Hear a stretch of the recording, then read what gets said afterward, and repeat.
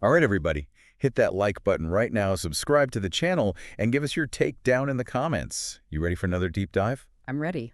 Today, we're going to be looking at some political commentary from a recent Donald Trump rally. Ooh, exciting. So we've got a recent article here talking about Tucker Carlson's speech at the rally, and he made some rather interesting claims about Kamala Harris. Oh, yeah, this should be good. So the big one that's kind of making the rounds online, Carlson actually called Harris Samoan-Malaysian. Samoan-Malaysian. I mean, for the record, her father is Jamaican and her mother is Indian. Yeah, pretty far off the mark, right? And that's what we're going to be diving into today, not just the inaccuracy, but the potential motivations behind that kind of statement. Yeah, I mean, is it just a slip-up, or is there something more deliberate going on here? Exactly. The article we're looking at actually points out that Carlson went on to say that no fair system would elevate someone like Harris to the presidential nomination. He even said she has precisely no achievements and hasn't earned a single vote.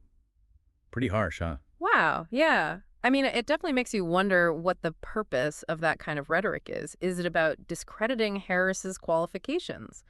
Or maybe trying to, plant seeds of doubt about the whole election process? Yeah, it's almost like he's trying to say that any potential Harris victory would automatically be illegitimate. Right. And when you combine that with the Samoan-Malaysian comment, it's kind of unsettling. Yeah, it's definitely a weird mix of, like, almost comical and deeply concerning. And that's why this deep dive is so important. We're not just looking at a funny mistake. We're trying to understand how language can be used to shape people's perceptions and even influence what they believe. Definitely, definitely. And the thing is, it wasn't just Carlson at this rally. Oh, right, right. The article mentions that Hulk Hogan was there, Elon Musk, even comedian Tony Hinchcliffe, the one whose jokes about Puerto Ricans caused all that controversy. Oh, yeah, yeah. So it wasn't exactly a low-key gathering? Not at all. And that kind of makes you wonder, is there, like, a strategy here? It's possible. I mean, if we connect this to the bigger picture, there does seem to be a pattern of, using attention-grabbing tactics and figures, often ones that court controversy. Yeah, maybe it's all about creating a spectacle, and controversy is a surefire way to get people talking, which, maybe that's the point. Possibly. Yeah. I mean, look at how much attention this rally is getting. True, true. Oh, and this is where things get really interesting.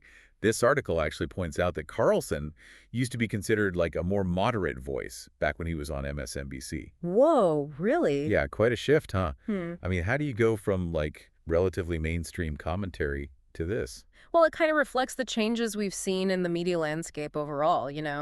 Sensationalism and controversy often take center stage now, and nuanced discussion kind of gets pushed aside. Yeah, that's a good point. It really makes you think about how charged the political climate is these days and how important it is to be aware of the language being used and what's behind it. Absolutely. It's crucial to be media literate and to think critically about the information you're consuming. Exactly. So the next time you come across some bold political statement, especially one that seems outlandish or maybe even a little bit provocative, take a second and ask yourself, what's the motivation here? What are they actually trying to achieve? Yeah, is this about informing you? Or is it about manipulating your emotions to push a certain agenda? It's important to know the difference. Well said. And that brings us to the end of our deep dive. What are your thoughts on this whole thing? Drop a comment below. Let's get a conversation going. And don't forget to like and subscribe. We'll be back with another deep dive soon. Until then, stay curious.